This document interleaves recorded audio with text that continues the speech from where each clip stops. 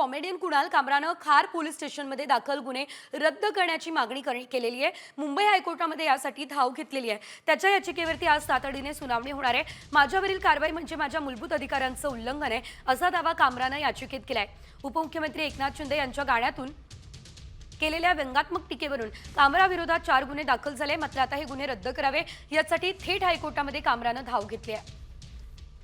गुन्हे रद्द करण्यासाठी कामरा हायकोर्टात गेलेला आहे, त्यामुळे आता त्याच्या याचिकेवरती नेमका काय निर्णय होतो हे बघणं देखील महत्त्वाचं असणार आहे। कामराच्या याचिकेवरती आज तातडीने सुनावणी होण्याची देखील शक्यता सध्या तरी वर्तवली जाते आहे। मात्र हायकोर्टाचं नेमकं म्हणणं काय असणार आहे, गुन्हे रद्द होणार आहेत का हे देखील पाहणं तितकंच महत्त्वाचं ठरेल।